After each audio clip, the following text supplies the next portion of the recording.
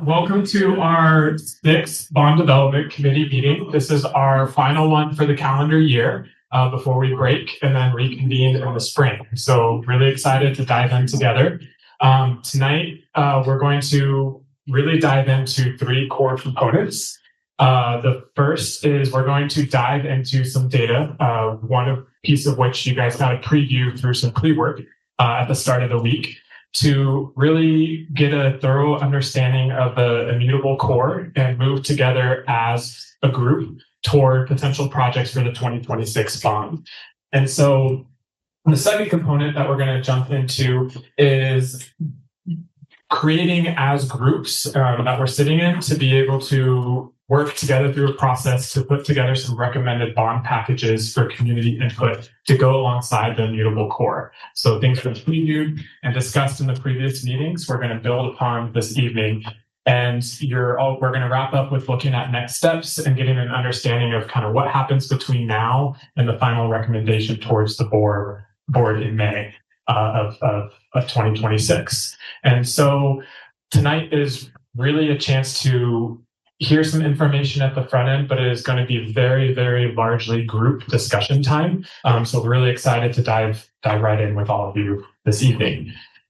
Before we jump in, just wanted to give a couple quick notes about the journey that we've been on through the first 5 meetings to this point here. And so one piece is that you guys have gotten to engage with a core essential aspect of the school bond planning process, which is really understanding the needs of the district in terms of the facilities, in terms of programs, and the core components that schools continue to function and serve the community as well. And the experience that you bring, the perspectives you come in with, help to bring questions, to help engage with district experts to understand that data, understand those needs, ask questions, seek clarification, and really help push the thinking towards understanding, like, okay, what is the immutable core? And so the work that you've been doing so far has been very heavily in that realm. And tonight's going to be building on that. And then we're going to discuss kind of how in just a little bit. But that means that this evening, this work's going to get a little bit harder as a group, and that we're going to consider different options to build bond packages for the community's consideration towards a November 2026 bond. And so therefore, we're going to have conversations in groups where you're going to get to express hopes, trade-offs, questions, and goals, et cetera, to really strike a balance of your personal experience that you're bringing to the table, your understanding of the district's needs, including those of staff and students, as well as the community needs, and also thinking of what will appeal to your neighbors and the fellow voters. And so these aspects, among other things, are really what you're going to lean into this evening and what you're really going to bring for this discussion. And we're really excited to help guide you through that and see what comes of this evening as well. And so with that, I'm going to have Jeremy Wright come up and talk to a little bit about kind of striking that sweet spot that we're going to try to really lean into this evening as a group. So. Hey everyone, my name is Jeremy Wright. I run Wright Public Affairs, which is a consulting firm that we work with school districts and public agencies all over the Northwest to help craft and then pass bonds. I haven't had the opportunity to be here in person, but I have been online and some of my team as well, listening to your work today and been working with the district for the last couple of months on the background of the work that is brought to you in these meetings. So happy to be here in person. Nice to kind of virtually meet everyone, not just online. One of the things we always try to do before you embark on a process like this, where you're going to start really putting together. I also should say, sorry, pardon me, that we actually worked with Hillsboro School District on your last bond. There's a few folks in here I recognize, and we helped put that bond on the ballot and pass it. So happy to be back out here working with you all. One of the things we try to do before you dive into the work is kind of ground what makes a successful bond. Is kind of think about putting together packages tonight. And we always show this formula. It's a very simple formula, but it's a hard one to land. And what we want is that sweet spot. And what are the kind of competing needs? You've done a lot of work about what the district needs, right? So you've had people come here from the district talking about the various areas, talking about their core needs, presenting you kind of ideas of what they would do with the money if they could do that with the bond. And so that's what the district needs. And that list, as you discovered, is always much, much bigger than what you can actually put on the ballot. And then there's the community priorities. And this is kind of hard for you to do right now, but we'll get into this as we go through this process, as we take your work as a bond development committee and we do polling, we do community feedback, we'll do all that. And so that's what they think, what they want you to do with bond money. And then there's what they want to pay, right? So most people will give you a very long list of what they think you should do with the money until they discover how much it's going to cost them. And then they say, wait a minute, and back off a little bit. And so our job is to find create a bond that meets what the district, that sweet spot between what the district needs, not everything on that list, what the community thinks what they want you to do with the money, and obviously not everything on that list, and then what they want to pay. And so finding that sweet spot is key in most cases to putting a bond on the ballot that's going to have the greatest chance of success. And I should say that when we talk about successful bonds, we can run great campaigns. We can do all sorts of fun messaging and imagery, but nothing beats putting something on the ballot that the community wants and needs what they think you should have, what you should be going for. So, your work here is so essential and fundamental to what we're going to do in next fall, 2026.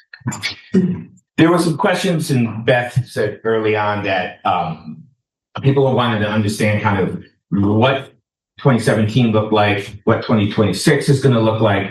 And so we ran some numbers for you as a group. So first thing we did is went and showed all the voters from 2017 election. And that was a November off year election, meaning that was, I think it was the only thing on the ballot or something. It might have been. It might have been.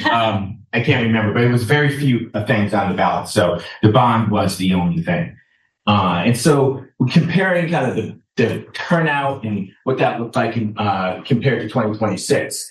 In 2026, obviously, it's going to be a much bigger ballot. There's going to be a lot more things on the ballot, candidates, ballot measures. The turnout is probably going to be double what we saw in off year 2017. So that means the voting population is going to look different. So in terms of we're expecting in 2017, about 54% of the voters were women, 47% men. That will be about the same in 2026.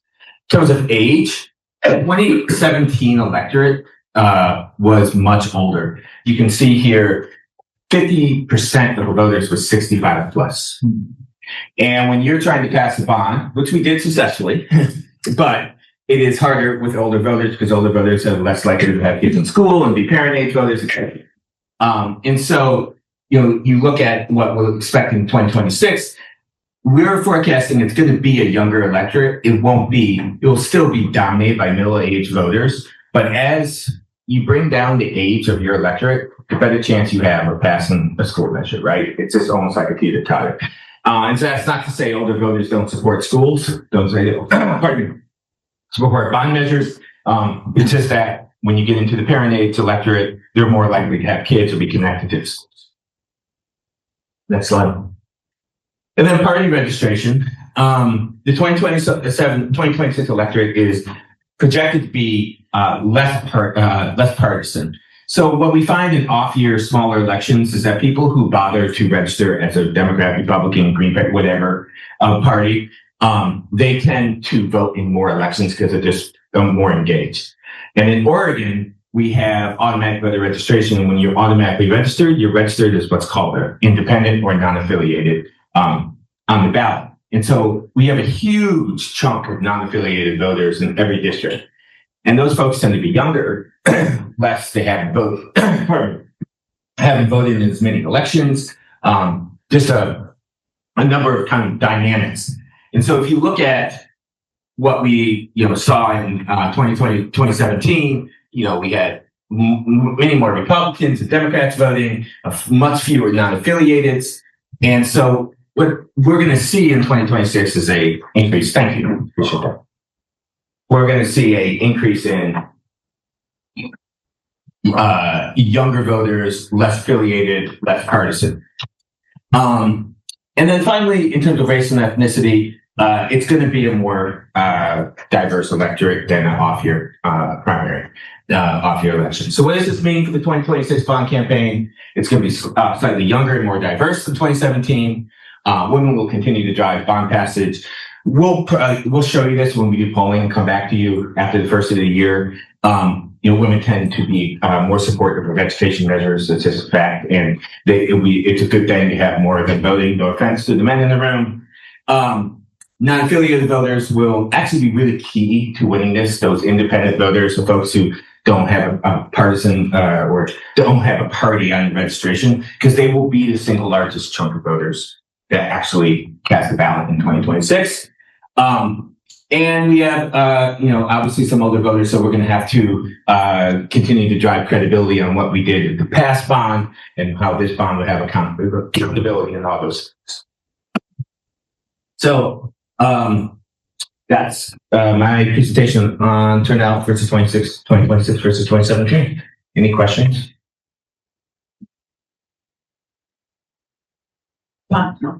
Okay. Yes. I was just wondering if we have the data about how many residents, or particularly voters, have kids in the school district compared to 2017 to now. It, in most cases, doesn't change a lot over time.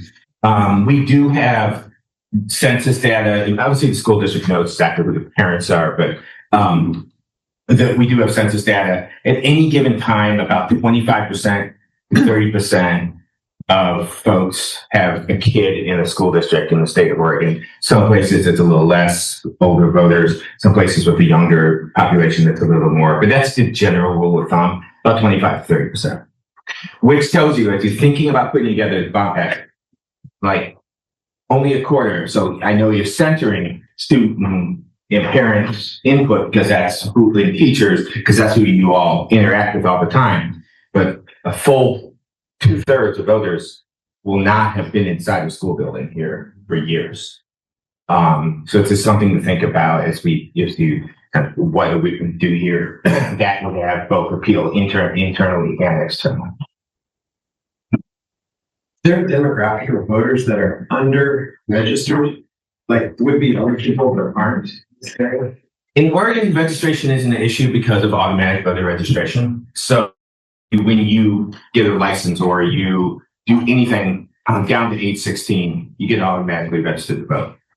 So when registration drives are helpful, it's when you move, right? So you have to re-register your address so they don't forward ballots when they mail ballots. The bigger question is, of those registered folks, go back a slide, we have like the younger age group, right? It's 10% turnout from 18 to 29. So it's less of the registration, it's more, can we get them to cast a ballot? And so we will engage in specific stuff around that because we know, I won't say guarantee, but almost highly likely when we do your polling, that voters under age 50, voters under age 30 especially, will be incredibly supportive of the bond.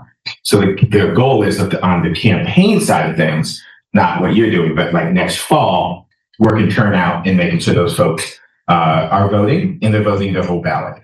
Because a lot of times they forget to vote on the stuff that's lower. Thank you.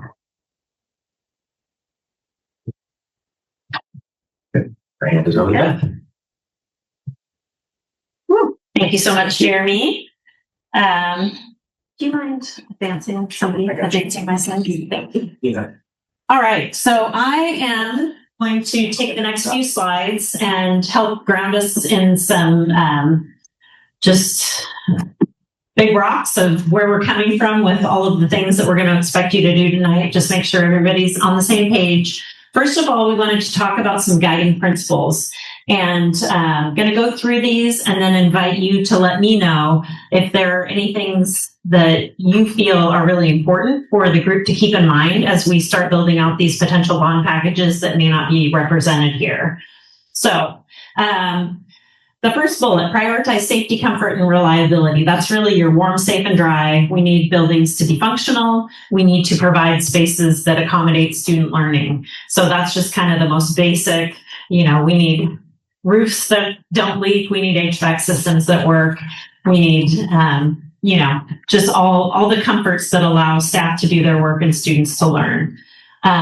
Demonstrating fiscal responsibility and community stewardship. Obviously, we are taking the public's money and we want to do right by that investment and make sure that the investment is not only important for the near term, but also as long a term as we can manage, because as we all know, maintaining things over time helps them last longer and cost less than if you don't keep up on those things, and then it becomes a big issue that needs immediate attention. Advance equity across all schools. One of the pieces of information that was shared with you in advance and that you'll see here on some large posters is some information about how investments in our schools were distributed among our 4 feeder groups, just to kind of help you see how those different investments track with the makeup of those feeder groups, the number of schools, the number of title schools that are in them, and keeping in mind there are different ways to look at equity, and you can look at that through the lens of who attends there, what area of town is it in, how old are the buildings that we're talking about, what is the level of need that exists based on, just the condition of the facilities present in the ensure district-wide benefit. We felt that was one of our biggest selling points of the 2017 bond, was the fact that the projects that we put in place during that bond touched every single building in our district. And so it really gave every single community, micro community within our larger community, the opportunity to see the benefit that the bond was bringing to them. We kept this in here, even though I was like, is it really a guiding principle or just something to keep in mind as we are putting together these packages? But avoid novelty bias. I think just one thing that we wanted to caution folks on as you're going through this is just because something seems neat and shiny, there might be a place for that if we feel that the overall package needs some additional things in it that feel motivating to voters. However, that shouldn't be the sole focus in why a project is chosen. We really need to focus on those things that have the highest need, that are mission aligned, and kind of essential to us continuing to do business. All right, supporting our strategic plan. So our portrait of a graduate is another important consideration. What are the things that are going to drive success toward our strategic plan is something great to keep in mind. Leveraging partnerships and additional funding. I think opportunities for us to take advantage of rebates or matching funds for different types of projects. When it comes to energy, there's a lot of those opportunities that come about. And then, of course, the state level awesome grant that was described in our last meeting is something we definitely want to go for.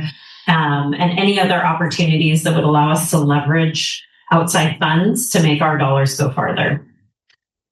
Delivering positive impacts for students in the community. So things that will kind of deliver the best bang for the buck in supporting our staff, students, and families. And then aiming for long-term sustainability. So as we discussed in our last bond meeting, we see obviously November of 26, our next great opportunity to go out for a bond. And then we likely won't have another opportunity for another 11 years until 2037. So while, we probably can't do everything that we could possibly know that we need in the next 11 years, we need to try to get enough done and have that be the right type of work that can kind of bridge us to that next logical opportunity to go out for a bond. Okay, go ahead. And that kind of brings me to some regrounding us in where we've been. Evan used the term immutable core. I can't remember if we floated that term to you last meeting or not, or if that's just something that I've been talking about in our bond steering committee meetings. But when we talk about the immutable core, I kind of see that as the core list of projects that we want to include in our 2026 bond, that regardless of what else might be added to those projects are getting done, because those projects have been determined to be the absolute most critical ones that need to get accomplished. So fire, life safety, importance type things. So those are the items, and this was one of the items that I sent to you on Monday, the immutable core project list that's also here on the tables. It lists out what comprises that immutable core that basically is $344 million, right? And as I think we also discussed, our full bond list, like our total universe of asks or desires, I suppose, is about $640-ish million, right? So what we need to do, and what you all will be helping us do tonight, is taking what's left, the 300 million that's left, and whittling that down to probably approximately 70 million in additional projects. So now that brings me to another thing we need to all agree on, and we can have a discussion about this right now. But typically when we do bonds, and this is how we approached it in 2017, was looking at what was going to be that natural drop between the rates charged for taxpayers, that rate per thousand of assessed value. What was it going to be that last fall that it was collected versus if we didn't pass another bond? What was it going to be the next year? And the gap is then what we utilize to determine our valuation for the 2017 bond, right? We had that gap. I think at the time it was about $1.25-ish worth of capacity that we had to bond against, and that generated the $408 million, right?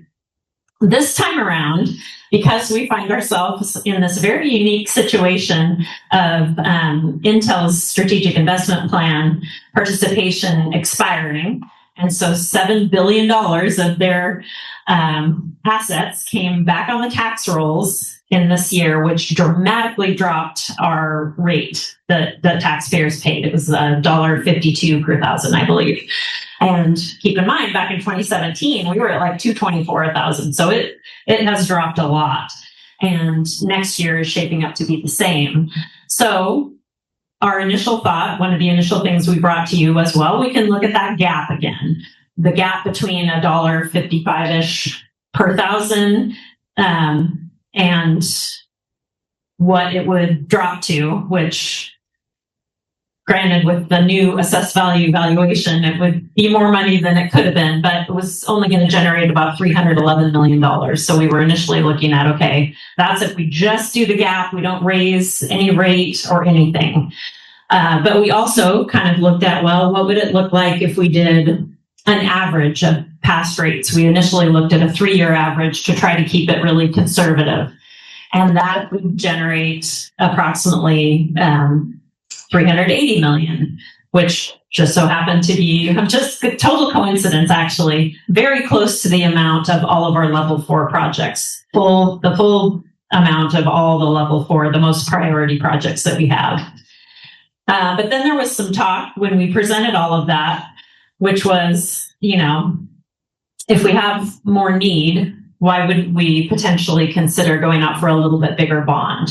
And so if you look at a 5-year average of our rates, that takes it to about $1.90 per thousand, still way below what we were asking in 2017. It's about what folks paid in 2024 for their property tax collection, a little bit less actually, and that could help us raise $411 million. And it seemed like, though we didn't certainly poll all of you, but it seemed like that notion was landing fairly well with this group. And I do want to take a pulse of the room, because we really do need to coalesce around a single number before we go out to the community. We can't go out to the community with, well, we could be at 380 million, or we could be at 411 million. I think we need to be at a number, and we can have different packages that speak to that number. So I guess I would open the floor. If anybody has concerns with that plan of kind of trying to coalesce around approximately 411 million, which would allow us to do approximately 2/3 of our needed projects. We really need to think about while we are all tax sensitive, we are all taxpayers ourselves, and we certainly don't want to overtax ourselves. I think it's also a matter of responsibility to, if we are going to go to the trouble of asking our community to support a bond and present our case as to why we need it, we also owe it to them to present something that feels sufficient, that doesn't feel like, oh, we're just asking for everything we can possibly get and we're seeing where that rate goes. I think we are attempting to have some real grounded rationale in how we are developing the amount that we're going for, and going for an amount that seems and feels reasonable. That feels like we can do a wider swath of projects without greatly impacting the tax rate that's being asked of voters. So does anybody feel like they cannot get on board with looking at an approximately 5-year average of our rates, getting to about $1.90 per thousand, which would generate approximately $411 million before any awesome grants or any bond interest from sales, anything like that? Yeah, of course. Not that I wouldn't support it. Yeah. The question is, how would it be, what language would you use to present this to the community? Because when we, for example, the city, right? Yeah. We're just doing a renewal, it's pretty straightforward, everybody understands same rate, or doing an increase. Mhm. So the way you're proposing it, how would you communicate that to, like, on the ballot? What would it say? Have you thought about that yet? We have thought about it, and I think we've tossed around phrases like keeping rates consistent, which they're not exact, they're similar. And also Jeremy was telling us there's no such thing really as a renewal. You're always going out for, unless you're talking about a local option, and then you can be renewing it, but. Yeah, we've done this elsewhere with fluctuating rates because of assessed value and kind of back and forth. And we've just done it like the expected rate will be whatever this is. This is an average of the last 5 years. Something like that. We just say that the average rate has been paid over the last 5 years. That's helpful. I think that's going to be key, right? And Yeah. I think voters are much more likely, if they don't feel like they're having an increase, right? You can show that. Like we use words like maintain, level, stuff like that. Obviously, we can't. Renewal is something that, like the Secretary of State and stuff is asking people to take out of the verbiage with bonds because it's technically not renewal. Sure. I had a similar question around messaging. Try to speak up. I had a similar question around the messaging and thinking about how everybody remembers the last one because we did a lot of really big buildings. And if it could be message that it's less than what we asked last time. If you're saying like less than still less what we were asking in 2017, and we got done. We did a lot. I think what I'm getting at with that is that being good stewards of the money, if people can see what we did, and like we're still asking, but it's still less than last time. So, Steve? Beth, I think the $1.90 per thousand is probably a more important figure to pay attention to than the 400 or what. I think that as voters, if we see that it was above $2, that would be psychologically a big barrier going from one something to two something. So I like the 5-year average. I think that gets us closer to where we need to be. I think it's easy to market or present that, and it still keeps us at a really good solid number. Great. Thank you. Yes, Erin. Has the school board entertained any conversation about a levy, and with that impact how much they would be willing to go out for, say the final vote, go out for this?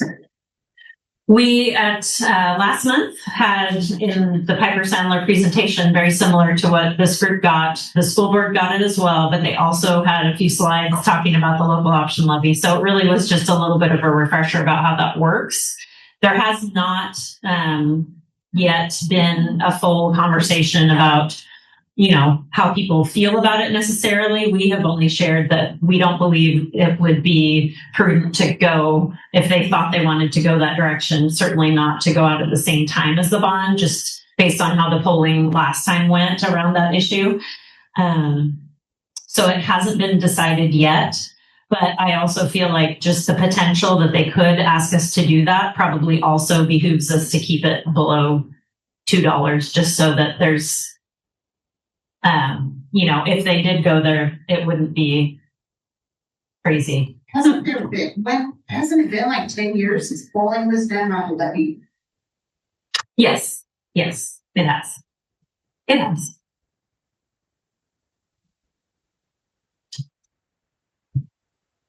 Any other? Yes? Should we expect a 3% annual increase for each year value of your home assessment? Oh, yes. Right.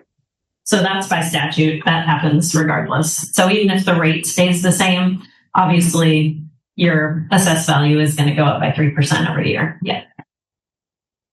So one other thing I wanted to make sure everybody understands before we kind of get into the meat of the group work here is that I made a comment about this at the last meeting, but I just want to explain it a little more. And there's some data here on the screen that shows exactly what we did. So as I mentioned, our level 4 projects added up to about 380 million. Now, before we had gotten kind of this new consensus around the higher dollar amount, the 411, that would basically have taken up all of our capacity. And so my request of the functional area leaders was, okay, look at what's in your level 4 projects. And if there are aspects of those, while, the project itself may not go away, are there aspects of it that could be shaved off, which is what we went in and did. For example, the technology, student devices, staff devices, classroom equipment, things like that, had a second round of replacement built in to the original scope. So that second round of replacement, because technology only lasts so long, was reduced out of this immutable core scope. It's still very much needed. There still is not another source for funding for that type of thing. So if it was left out of this bond, we would be in a bit of a pickle in, 5-6 years from now. So think about that. Another thing we cut off was, if you remember in the transportation presentation, Rusty was saying that he wanted to include $2 million a year for bus purchases so that the fleet could be maintained and whatnot. We could accelerate getting rid of gross polluters and transitioning to buses that have the cleaner sources of energy. So we, instead of giving him 5 years of that dollar amount, we cut it back to 3. We removed the Raptor, which is the alert system, the safety alert system that's badge-based for staff, from the immutable core. And then some of our field work and auditorium stages, that work was cut back. So one option that's on the table for you as you're building these packages, you're starting with 344 million that's kind of like locked in, and you go up to 411. So if you would like to restore level 4 scope, that can certainly be part of it. And then that still leaves you 30 plus million to kind of figure out from these lovely pages, which Evan's going to explain more. There's also an electronic version that will automatically do adding for you, and which will be really helpful. But we wanted to also provide the visuals, and these you can write on with dry erase markers if you want to highlight things. We kind of want you to get into 3 groups to do this work and have those conversations. And so each of the 3 groups kind of has your own set of materials to reference. Yeah, both the 344 and the 380. Can you outline what are the things that are state mandated? And I'm most curious about the lighting changes, buses, like, are buses broken or buses are state mandated? You have to have cleaner energy. I think it's really going to be important messaging later about which things you had to do that, and explaining those they were unfunded mandates and they weren't choices. Mm-hmm. And I'm looking and reviewing that large spreadsheet. I've got a sense that some of them are probably falling into that category. I would say Dave and Saida would know that better than I. As far as buses are concerned, all buses that are being purchased at this time are either diesel or propane. And of course, with the grants, we're also exploring electric.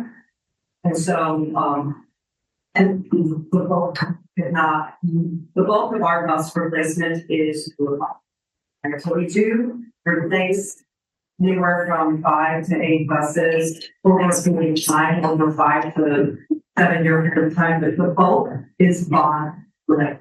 So do we have buses that are replacement? We will have buses that are for the next 10 years, and we will be looking to bonds to replace them if we aren't able to replace year 4 and 5, we're going to have to figure out a way to replace them because just general wear and tear on buses.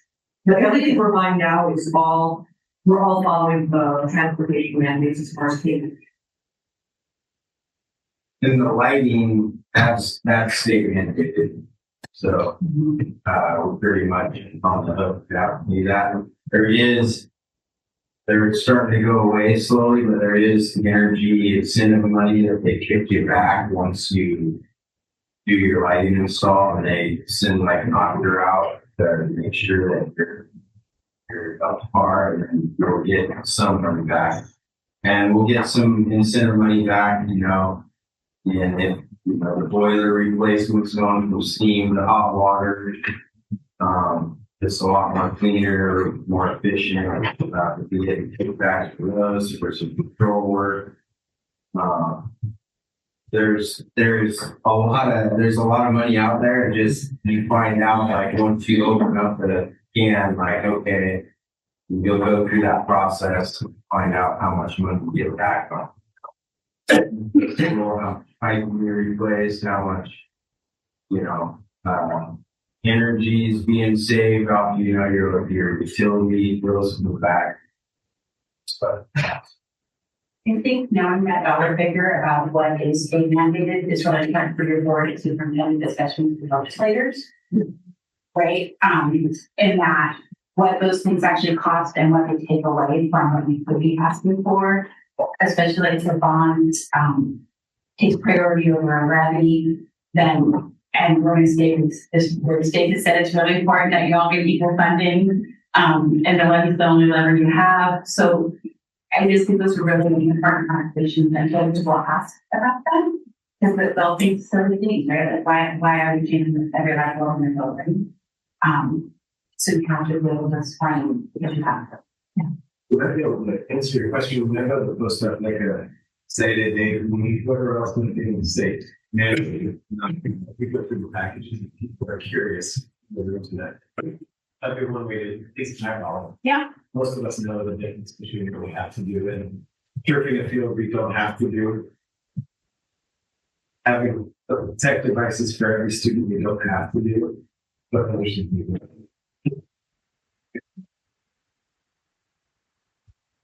All right, I think go ahead and go to the next one. So this is just another way to look at it, how things have shifted since we started and we knew we were going to get reports from each of the functional area leaders and all the circles were kind of equivalent size. And now that we have built our immutable core, you can see kind of how the bulk, obviously, I don't know that it would be any surprise to anyone that the bulk of the work needs to occur in the buildings and systems segment. And then with technology also taking a very big portion of our needs and then the other areas filling in around it. Next. So again, as we've mentioned, you got the core list and the feeder pattern view in your email earlier. Those things are also printed out for you here. And then go ahead and click again to pull up the rest. We went over guiding principles and you have at your disposal the list of potential bolt-ons, and there'll be a table captain for each group that has the electronic version of this bolt-on spreadsheet. And what will happen is, if you look, there's a line item. This one says roofing improvements greater than 25 years. So like if the roof's more than 25 years old and it needs help. And the cost to do all of them is $13.5 million. If you turn that to on, or from no to yes, that will immediately move it into a different column that's going to auto calculate it. So it's a really easy way for you guys to throw different things out to your table group leader and say, oh, how about this? Turn this on, see what that does.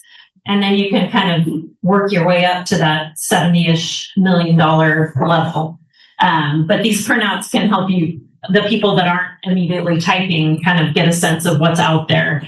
And what the program won't allow you to do, but what you can certainly do, and we would encourage this, is you do have access to every single individual project.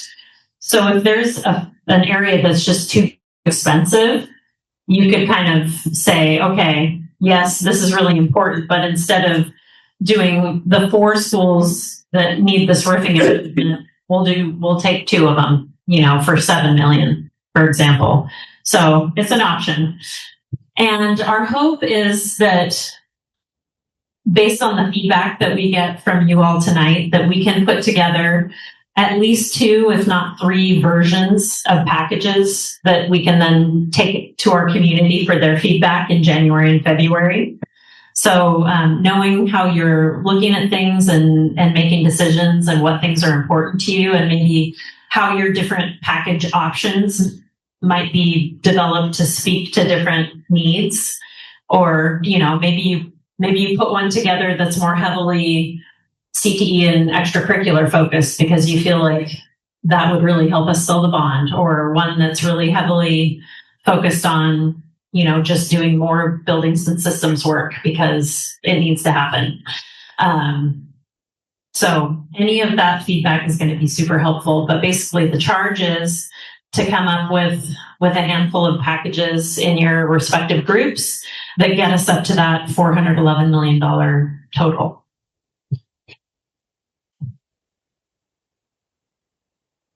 So before you dive into that, I want to give just a few minutes for you to think about it on your own, either reviewing if you have your computer with you or your phone, you want to review it there. If you want to come up and kind of do a gallery walk and look at things and get some thoughts in your head before you start having group talk. Let's just try to do that in 3 minutes before we then dive right into the group discussions and package development. Okay, on Zoom. Yes. Okay, great. Perfect.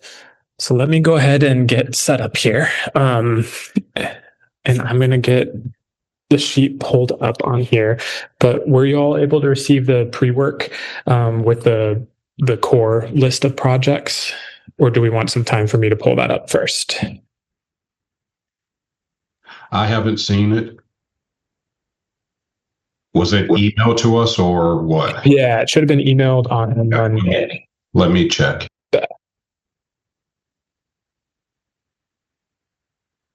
Okay, which one was it? Was it the priority matrix, or there's another document here? It should be the priority matrix. Core projects? Yes. Yep. Okay, I have it now. Okay, perfect. And this is the core of the 344 million that are priorities. Is that correct, or is this different? Yes. So this is the ones that have been deemed as like, hey, we know that these ones are most urgent for like fire safety, life cycles of buildings, absolutely need to get taken care of because they won't otherwise and schools can't function. And some of these are like, hey, we know that it's mandated, it's required, and we have to be able to get it done. And so this is that baseline that we're then kind of saying, okay, with these portions assumed, what do we want to build on or add on to this to get to up to 411 million? Okay. Yeah. Where's the list for us to the add-ons? Yeah. So let me pull that up here right now for y'all. Okay. So let me get to full screen here. So here is the list of add-ons. Let me see if I can go ahead and I'm going to try something here. I'm going to download this as a PDF, and I'm going to try to drop it in chat for you all so you can pull it up on your computers as well. And I'll just kind of capture in real time based off of discussion. So let me get set here. If I can move the Zoom windows. Okay. Okay, so hang on one sec. Jump off to get the download. Sorry, Zoom's in the way on this. Here we go.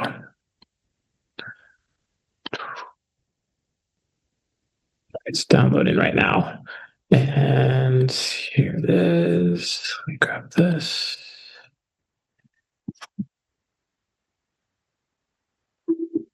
Okay. And let me go into here.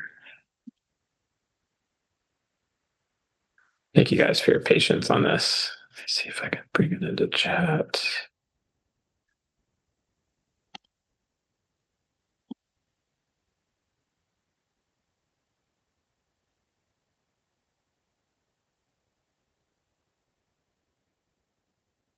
Okay. Should be in the chat, but you should be able to see it as well. But let me go back to sharing screen here.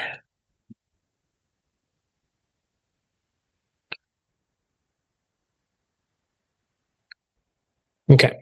So in the chat, you should have a PDF version of this, but what this includes is each of those potential bolt-on packages. So I'm going to go ahead and just give you a few minutes to just kind of look through that PDF, and I'll kind of scroll on my screen slowly as well, if that's preferred.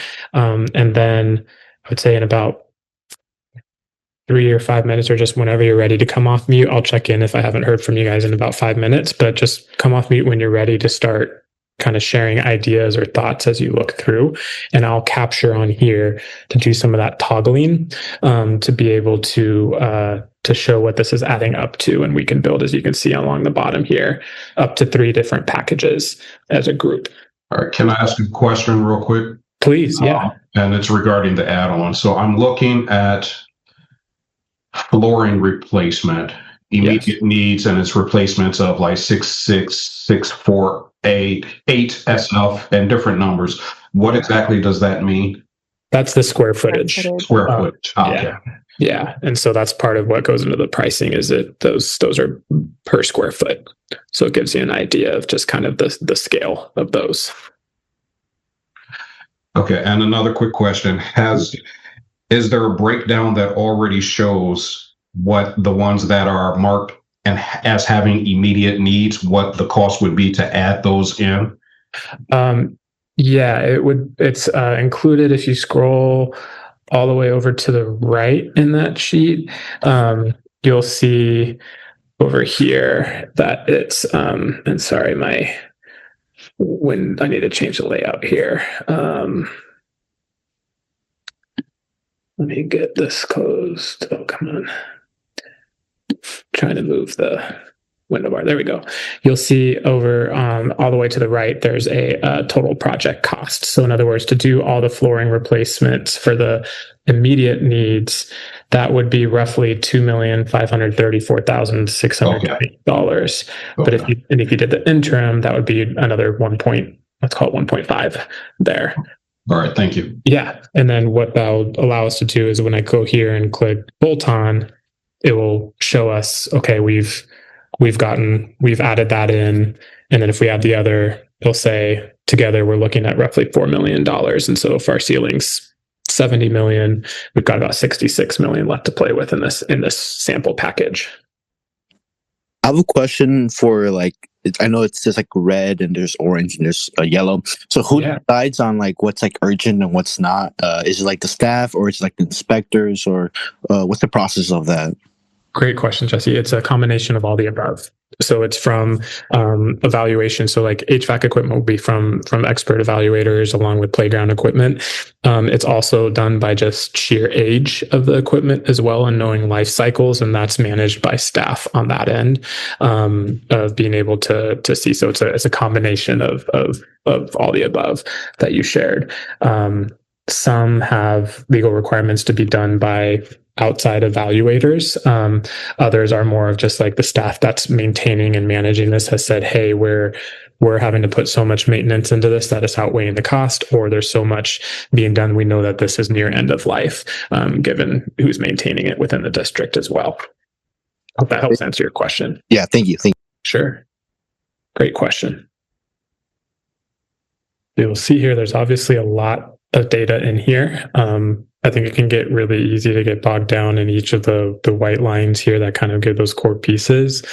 So I would suggest kind of looking at the blue lines to kind of say like, okay, like, do we really want to just make sure we cover a lot of the Title IX components? Do we think that gyms are going to be a big community asset that we want to talk about? And if so, what would it be to be able to either add a new gym or make sure they're completely up to date and able to handle more?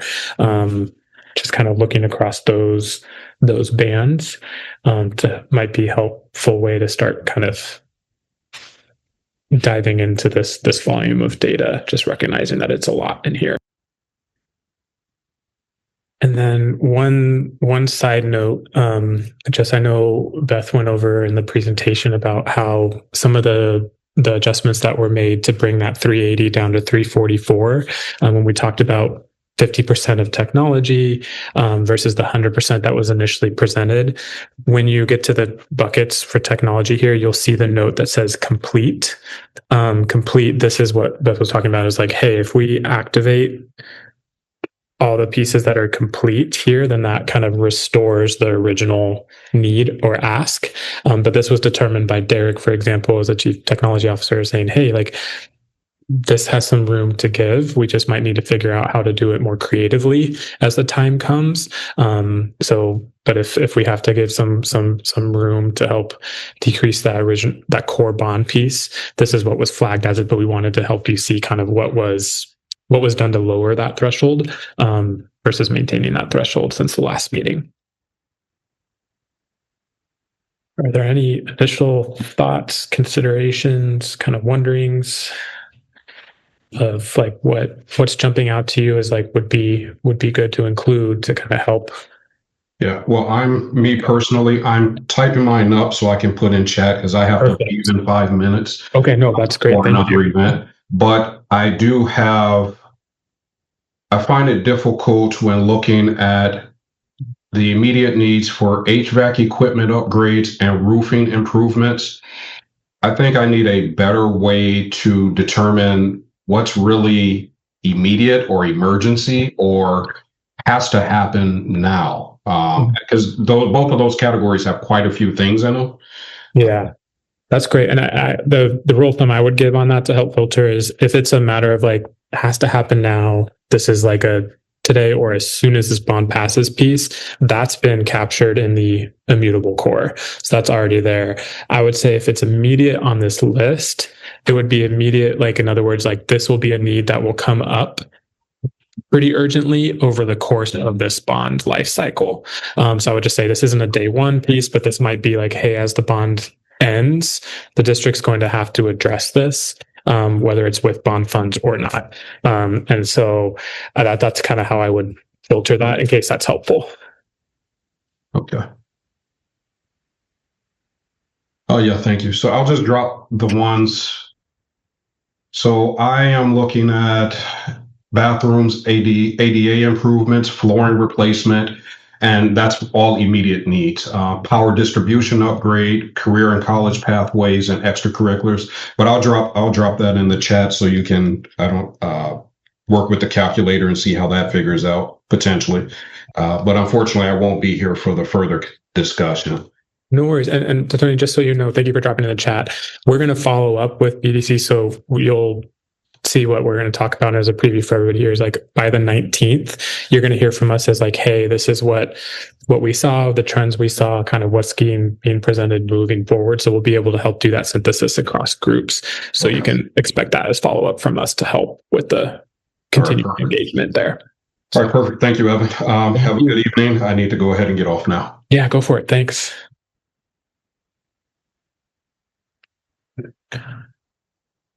Jesse and Yvette, anything standing out to you?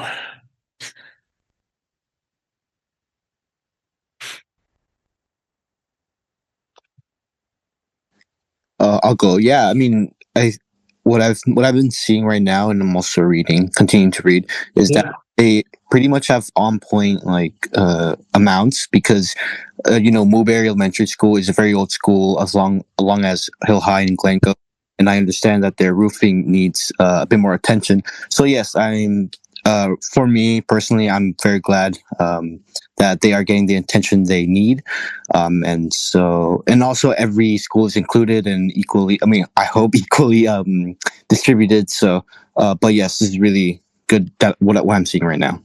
Okay. No, appreciate that.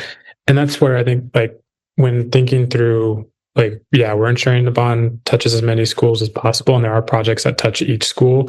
We also know that there's a lens for equity of recognizing, given like you just said, the age of the building and the needs, that some might need a little more than others.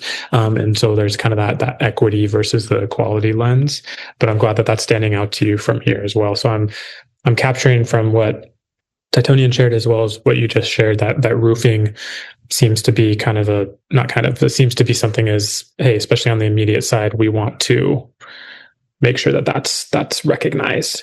So Yvette, unless you feel differently on this, I'm going to go ahead and do one package with all the roofing here, to be able to see in terms of the immediate roofing what that gives us there. Yes, no questions for me from you now. I completely understand where all of this is coming from, and just from being a board member, I have a little bit more insight. And so any question is right now. However, just like the Tonian, I will have to log off soon because same event. So just wanted to give you guys a fair warning.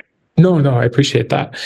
So then let me ask, is there anything from your guys' lens that you think I think if we go ahead and include this into the bond, for example, a gym or more visible safety upgrades, that's something that I think the community will really respond well to, or as is on here in the list too, like being able to put money toward a community pool that is also with the district. Like, is anything like that stand out to you where you're saying, hey, I think I would love to see that as an option, because I think that might go a long way. Yeah, I like to say that for community based, having a better track field and also turf is really important, especially in Hare Fields, which is basically a public stadium. Also, other stadiums such as Liberty, Glencoe, etc. And so, constructing a better or even safer and more welcoming environment would increase community activity and also, again, increase just the opportunity to be there. Okay, perfect. Thank you.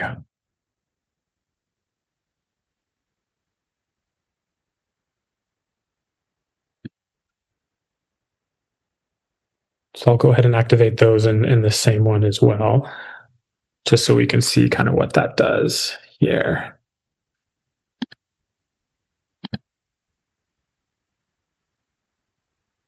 So you mentioned fields as well as the courts.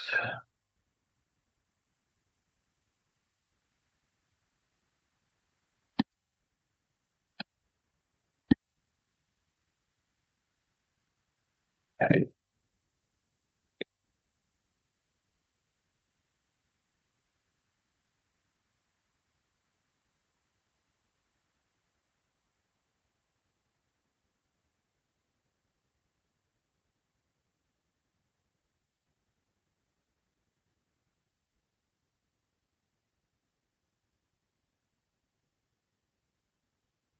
I'm just switching here. I'm going to take what Titonian shared with his pieces just to see what those add up to as well.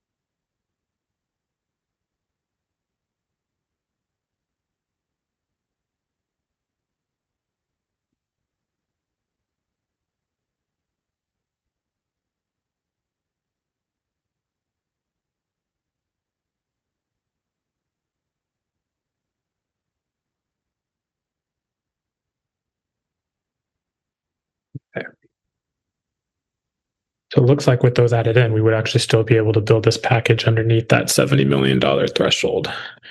So I'll get those translated as well here.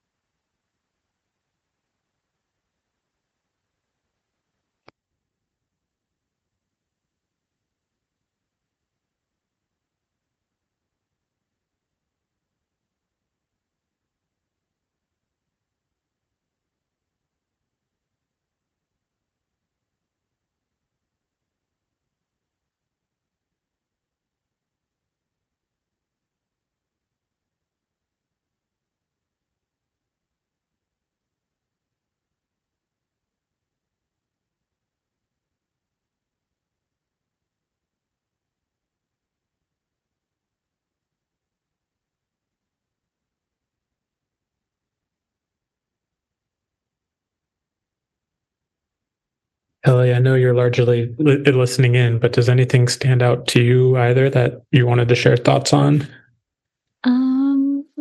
Yeah, I mean, I think, I mean, having been through a lot of these processes before, it definitely like one, I love this spreadsheet, by the way, how you formatted it for prioritization. This is great. But no, I mean, really, this is all like, I mean, it's all good. It's really hard when it comes down to this kind of work. It's really hard to, prioritize. I will say it is difficult because all of these things are not, these are not wants, they're needs, right? And so that's the hard part when it does come down to this. It's like, ADA compliance. Well, we have to provide that, right? And then, roofs, bathrooms. I mean, we just have, I don't know I haven't done the math yet because I haven't gone over your long range facilities plan to see like the average age of the schools, but I can imagine that they're probably in the realm of 40 to 50 years. That's usually pretty typical in Oregon. And, and we're also, these are facilities that have, thousands of people walk through them every year. And so, the only thing I'll add is just like, I understand when it is intimidating. And if folks in this room feel intimidated online, like just know that it is a lot to try to narrow down. Right. And it's, and there is no like bad or good, like, oh my gosh, I can only, rank this high. And then, it's just, that these are the difficult decisions that districts have to make when we're forced with like we have a finite a number of resource and what is the thing that's going to give us the longest return of investment. But it's hard, like roofs are a big deal because those affect so much. But anyway, that's just really just my thoughts of just none of this in here, you could see so much of it is, like nutrition services. These are things like that, their core needs and like I said, needs, not wants. There's not a lot in here, I commend the district for doing a great job of really just putting in,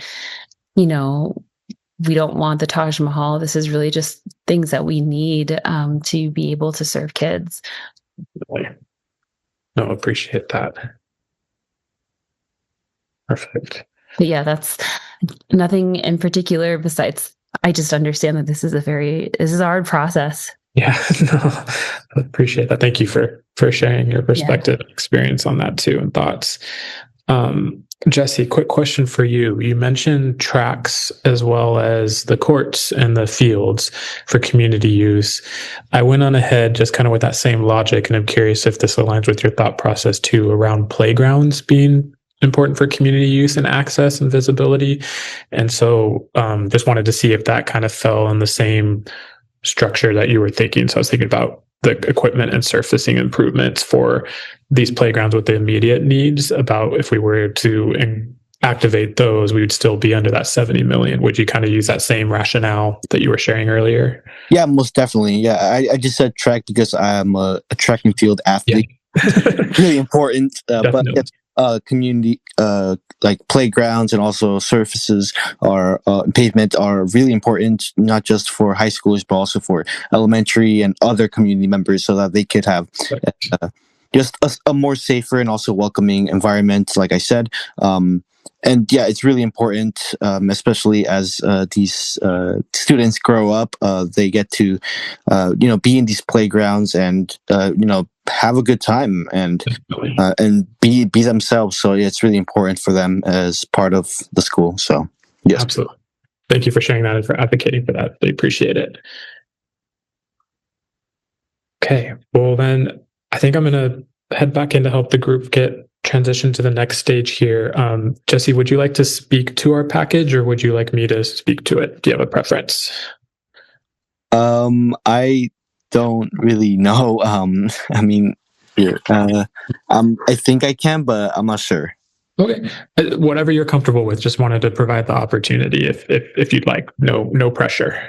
Oh, and I just had one more question, Evan. The projected costs on here, were these built in with like some contingencies, like, with inflation in mind? So like, let's say by the time we pass the bond and the work actually starts, which could be 2027, realistically, once the district has sold the bonds and has the money, this is built in with kind of that projection in mind. Okay, cool. Yeah, so we have all the contingencies, all the escalations built in, saying, hey, if we have even a 7-year life cycle for some of these projects, playgrounds might not happen until year 2 of the bond. So if that starts then, what would the midpoint of construction be in that escalated cost? So this is all these numbers represent that planning.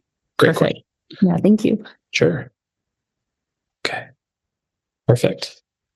So then, Jesse, I'll go ahead and just kind of speak to this, but like, please jump off mute if there's anything that you want to share that you feel like got missed. If that sounds good, I don't mean to put you on the spot. Yeah, for sure. Yeah. Okay. It'll be great. Yeah. Perfect. Sounds good. Thank you.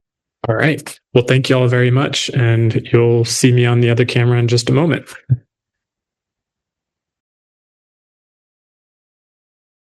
Also helpful to pinpoint, like, here's areas that we got stuck on or areas that we were thinking about too, because those are key areas to highlight as well. So with that said, we'll go ahead and start with right here. I was just volunteering to do our group. What's up? To start with, we all agree. Take it away. All right. To start with, we agreed initially that we should put all of the level 4s back in, which made things a little simpler because now we had like 30 million to work with. Included in that 30 million, we did also include some of the field improvements at Harefield and South Meadows. We included some transportation. Sorry, this is really hard to read. Some visitor management security systems. There were a couple of those. We also included the coordination with the city on the pool, the 5 million as well, because that's a huge need in our community. Technology devices. I think were those also included in the level 4s? Yeah, we did the remaining budget. Thank you. Remaining 50%. Yeah. Beyond that, was there anything else that I missed?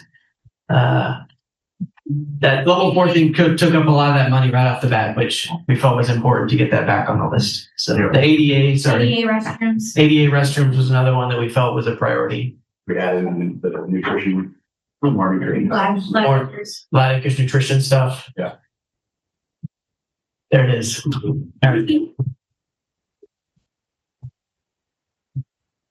Next group. Thank you. What about from our group 1s? Who's presenting? I'm presenting.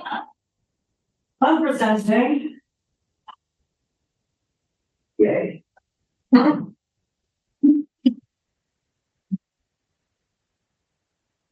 lot of obstacles in here tonight. Taking the knowledge. All right, so we have the same philosophy, bringing back everything to that core, which was about the 380 million. It took us a while to get there. So we were struggling a bit, but once we got there, we wanted to get the biggest bang for our buck. So we brought back bathroom renovations. We brought back building with structure failure correction. So there are 3 schools that will be impacted by that. Another part of that package was playgrounds. Another part of that package was fields. We looked at bringing back fields, looking at bathrooms for fields. So we brought that back. Hitting facility, Title IX compliance. So we wanted to make sure we were compliant there. We also looked at bringing back transportation fleet. We have a security system, Raptor, and or like Raptor, and looked at fencing, additional fencing under security, ADA buttons under security, and let's see, security also took a big chunk of that, and then technology, bringing back the technology for phase 2. So that was the core of our package.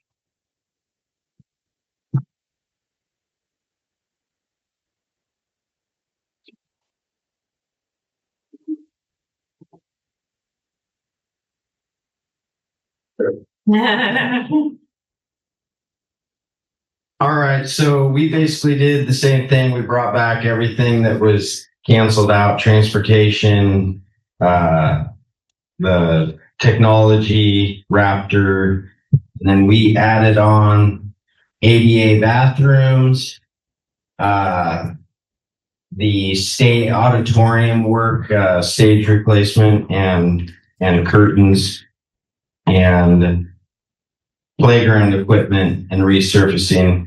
There were some questions in there on why one of the schools was getting a new play structure. So I've got a question out to the person that looked into that. We had a question on the print shop creating negative feedback to the community. So like what is the return on investment on that? So we got some homework to do on that. And if we upped our bond money, would people be willing to pay that extra amount of money to do more things in the bond? So does that mean beyond 411 or? Yeah, beyond 411. Was there an amount floated? To $1.99. Oh, like take it right up to the $2 threshold. Yeah. So that's certainly something we could poll on. Yeah. And that's what we did. And we're a little over the 70, but we didn't have time to play rock, paper, scissors. So thank you. Yep.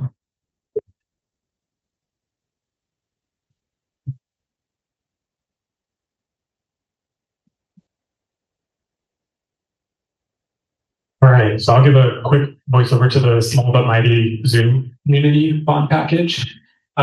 So a large part of our discussion was really focusing on thinking like what was raised largely within our group online was the areas that community directly accesses. So thinking about the immediate playgrounds as well as the fields, just really bringing those into the bond. Also prioritizing the immediate roofs that we're in, so bringing back some of those core components around the level 4s. Additionally, ADA restrooms also came up, as well as other ADA components.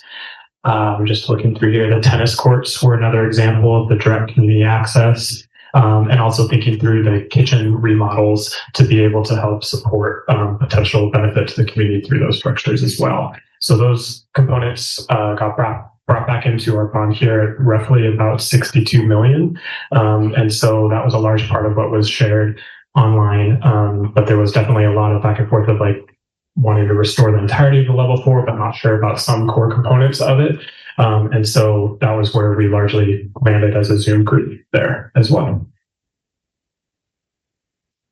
Great.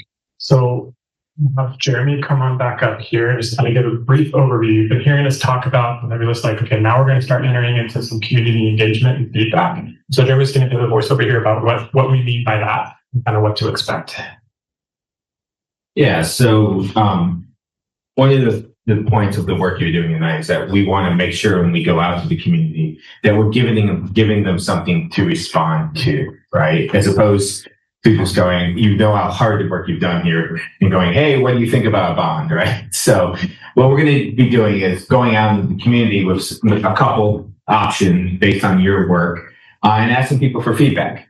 And that's going to look like community open houses where it's kind of all comer. Anyone can come and give us opinion. We'll do it. We haven't quite decided exactly how it will look, but it will have opportunity for people to just come and give feedback on the bond proposals. We're going to do a poll. So one of the things our firm does is polling of the community.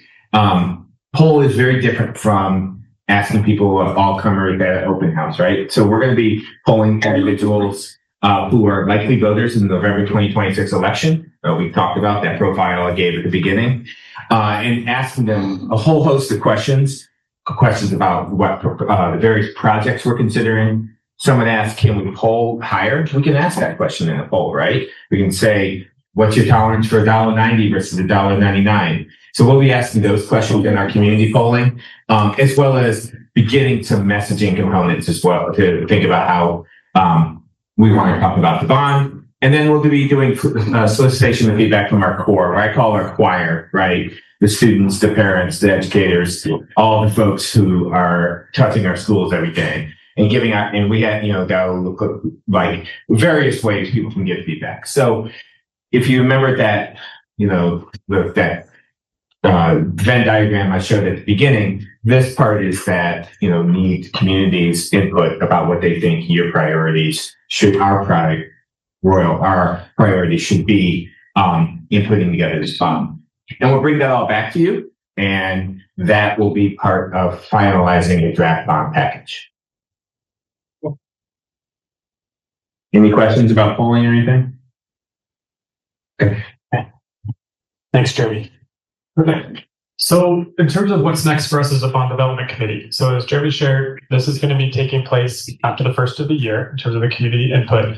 We're going to be reconvening in March and then again in April. And in March, the aim is to be engaging with the community and district feedback, as well as any polling results that we have at the time, to be able to look at these alongside the packages that were floated with the community and start moving toward that single bond package. So use that data to start saying, okay, of these three, where are we leaning toward and why, and developing them with that rationale together. And then meeting 8 is going to be finalizing that and then reviewing the actual presentation to the board as well. So that's going to be prepping for that board presentation in May and making sure as a group we are in agreement and what's going before the school board and what we're asking for approval on to pursue. As a best practice, we find that with the board presentation, when the board hears from a committee member that isn't a district administrator or a consultant, that goes a long way. And so we want to also be able to determine like who from the committee would like to make that presentation and make sure that we're ready for that too. So that'll be taking place during that meeting there to get ready for that May movement. And so here's what to expect from us between now and then. So from us, meaning your steering committee, there's going to be an update to the board just saying, hey, the bond development committee has continued meeting since we last did a midpoint progress check. Here's what's been going on in the last 3 meetings since the last time we gave an update, and letting them know, like, here's what was brought as trends, here's what we're kind of looking toward in terms of voting with the community and how.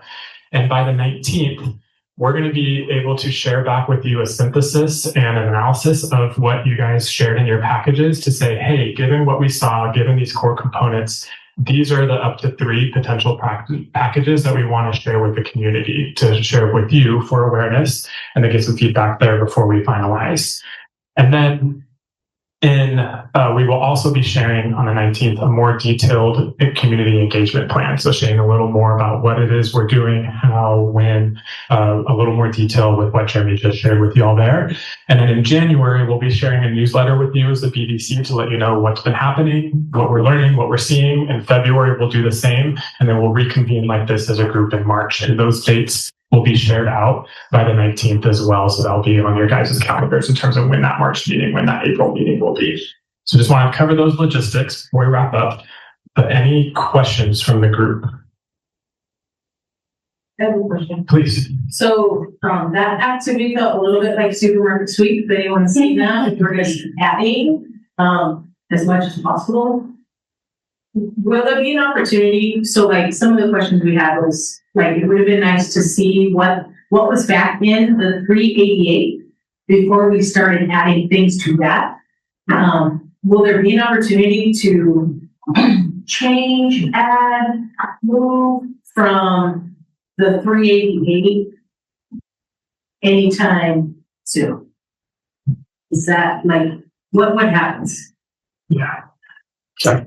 So I think the process is going to be, we as the bond steering committee will kind of look at everything that you guys put together in your packages and then try to, like Evan said, come up with themes and whatnot. And the plan would be to share those back out with the committee, hopefully prior to the 19th, but at least by the 19th, so that if there's any further like, oh, well, I don't understand this, or what does this mean? Or, you know, there's still time to, if there's any last comments or tweaks. For that reason, it might make more sense for us to get it out by the 12th so that there is a week before. By the 19th, we should be pretty dialed on what it is we're going to take to the community in January. That would be the most helpful. I also think I would love to hear feedback. It doesn't have to be now. It could be through the form that we send out to you, or you can email me. But just in terms of presentation and what you feel like is the best way to present the information so that it's understandable to people. Like in my mind, I kind of go directly to like almost like a breakdown by school, like what's the project and what school is touched by it. I know that's one way to slice and dice it, and other ways to kind of have categories of work. So I know that we wanted to provide a little bit more refinement in the bolt-on activity, so you had a little more voice and choice without every single line item being a toggle. But we can certainly work to, because I think it got confusing between, well, in the immutable core, there's playground work, right? But in the bolt-ons, there's more playground work. Like, how do we know what's here versus what's there? And so any feedback like that, which is like, I didn't understand this, or this seemed confusing, or if you could present it this way, that would make it more understandable, especially for people just kind of seeing it at a glance in a community meeting type setting. Any of that type of feedback, I'm totally open to. So. That's really, when we send out the minutes, there's a printout that looks very similar to this that shows side by side what's in the core and what's in what I've called it bolt-on one. It could be whatever it is. But it shows the core scope and the original level 4s side by side. So we can print that and have it go out with the minutes. And the only piece I would add to the question about like, is there opportunity to massage these even further, is when we get that community feedback and input in March and April. That's why we have 2 spaces to be able to go, because I don't know that it's going to be as easy as saying community saw A, B, or C, we're choosing B. There might need to be some further work to spread out to be able to help do that. So that's another opportunity to bring in that data alongside all that was just shared now to be able to do that. Yeah. And just a reminder, when we did the last go around, there was a lot of financing that happened after the community meetings. I want to say Jim and Capitorium was an option. It didn't become replacing Jim Capitorium didn't become solid until very late in the process. So there is still good finesse. Definitely. And that became like one of the spotlight accomplishments of the bond. So, yeah. That's why we do this. And we really appreciate you all being here and asking these questions and engaging with us on this journey too. Makes it very exciting and really excited to see what comes to fruition over the course of the winter and into spring as well. But with that said, we'll be around if you have questions. As best share, reach out, share feedback our way, and we will be in touch over the course of this month. Thank you all very much and happy holidays as well. Hope you guys have some great R&R with family and loved ones and enjoy the time. Thanks, everybody. Notice you.